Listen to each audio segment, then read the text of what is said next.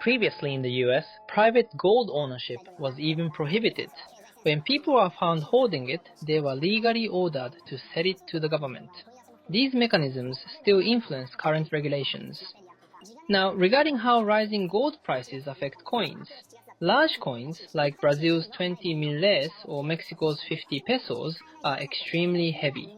A full 15 coin set can reach nearly 1 kilogram of gold. With current prices, that's easily over 100 million yen in gold content alone, so its value changes rapidly. Mexico's coins appear occasionally, but only for about 2 to 3 months. High-grade MS-65 coins from specific years can easily exceed $20,000 each. When you multiply that across a full set, the value becomes enormous. Should you buy them now? It depends on the item, but honestly, it may already be late. Gold prices rose 47% in a single year, the highest in over 30 years. I wonder what will happen next year. Even now, this is still the lowest stage of what's coming. If you analyze it mathematically, it's obvious. Real, authentic assets will grow. In this era, holding the real thing is crucial. So, should you buy gold coins instead of pure gold? It depends. I can't give a one-size-fits-all answer. It depends on your portfolio. Is it 100% gold? 100% cash? 10% stocks, 10% bonds, 10% gold, 10% stablecoins, or something different? Your mix changes everything. In the past, portfolios were long-term. Now, rebalancing every 3 years is completely normal. Markets move. Predictions are just predictions. What matters is adjusting step by step. It's more about adaptation than prediction. Many copies ask, what's the difference between new gold coins and antique gold coins? Which should I buy? The answer is very clear. Antique gold coins have qualities that modern bullion can never match. Right now, Trump is playing a significant role, and what we're seeing is essentially the beginning of a tax war and an economic war. Gold prices have risen so much that ordinary people can no longer easily buy it. The demand for coins, including bullion coins, has surged dramatically. For example, in Japan, when buying from companies like Tanaka Kikinzoku, Mitsubishi Materials, or Sega Gold, you are now required to show your national ID card. This rule was announced in July and began in August. It felt very unusual. When companies stop selling new gold, it ultimately means the government wants to control who can buy it. Meanwhile, countries are buying enormous quantities, hundreds of thousands of tons of gold and bullion. This is why I believe the value of money itself is changing. The Fed is also watching this situation closely. In our industry, everything depends on trust. All transactions rely on trust. Especially in Europe, it has become a battle between two major financial systems. What he was referring to is exactly this, the fight between two opposing monetary blocks. Gold continues to strengthen and its value keeps rising. Coins and other high-quality tangible assets worldwide are also becoming more valuable. But the point is not just value going up. This is something bigger. There's a difference between expansion and amplification.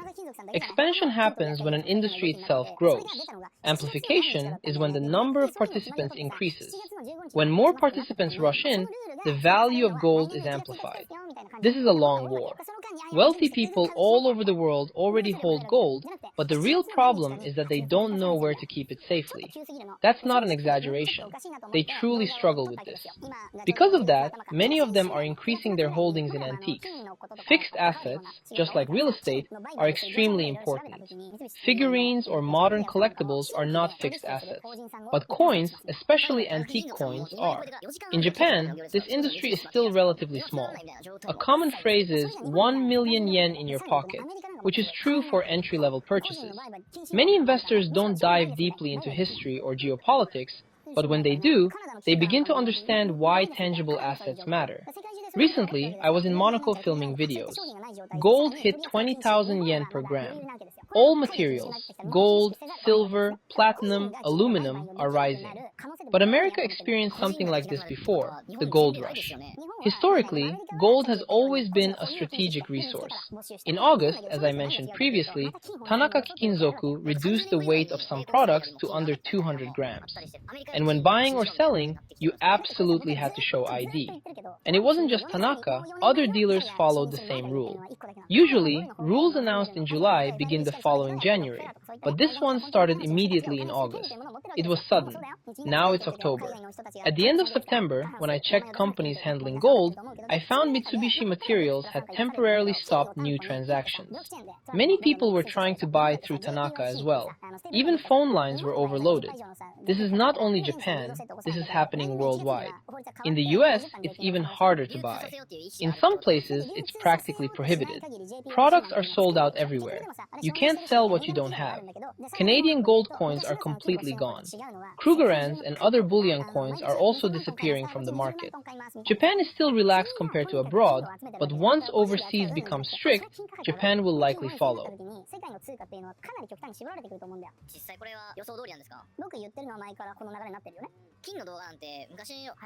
Hello, this is Hayaman from Coin Investments. Recently, everyone has been talking about inflation, but how are you feeling it in your daily life? A while ago, even though people said inflation, most of us didn't really feel prices rising.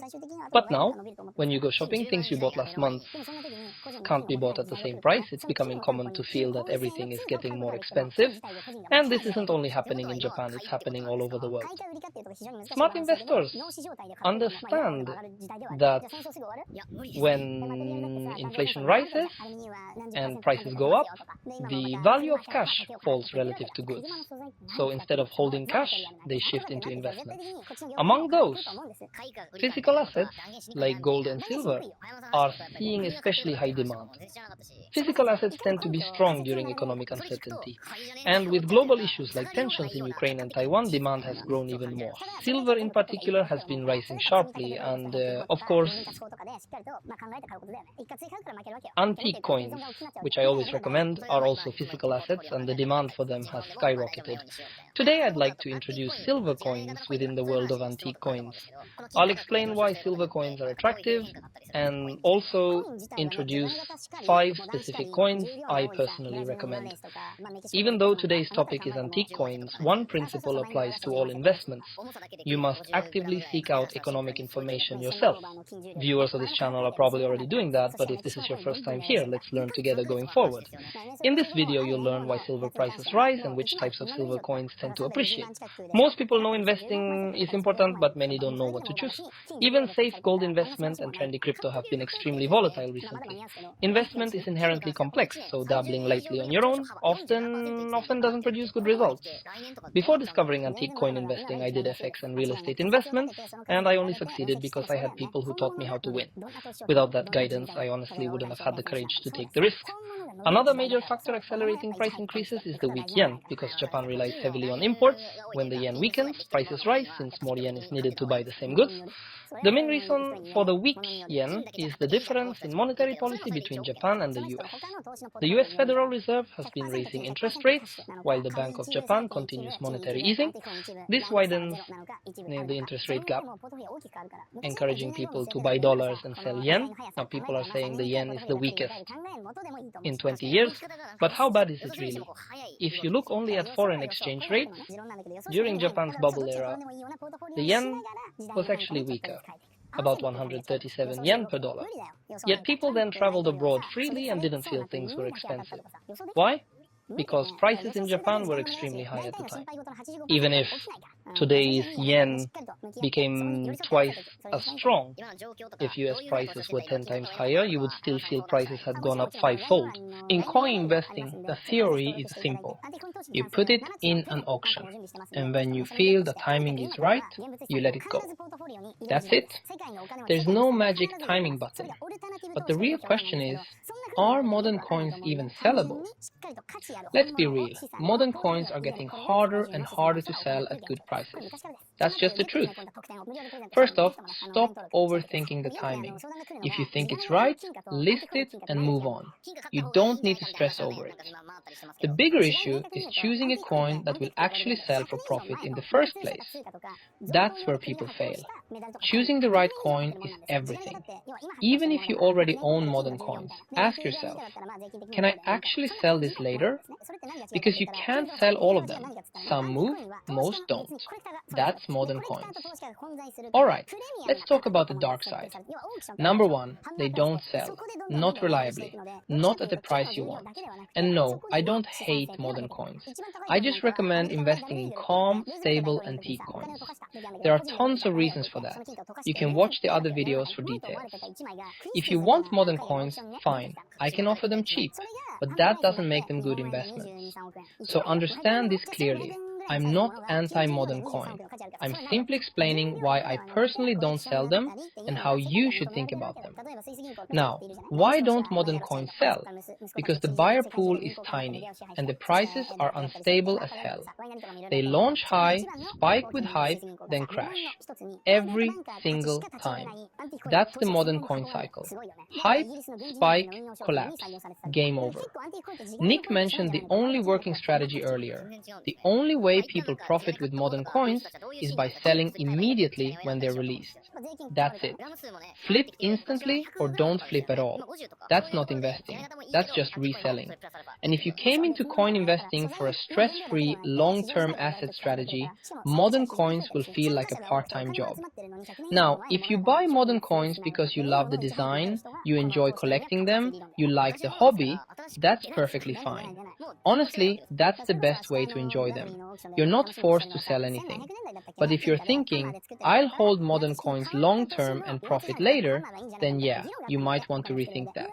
Antique coins have history, scarcity, and centuries of trade data. Their value rises gradually over time. Modern coins don't have that structure. They don't appreciate in a straight line. That's why I want beginners to start with antique coins, so they don't lose money or confidence. That's the smart move. I hope you keep watching my videos. I want to talk with you guys, answer your questions, get to know you more. I read all your comments. I live stream every week. Come hang out. I share stuff that's actually useful. The weekly schedule is posted online.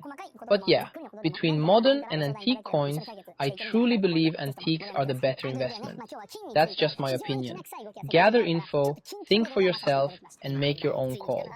If you've got questions, modern coins, antique coins, whatever, drop them in the comments. Good night.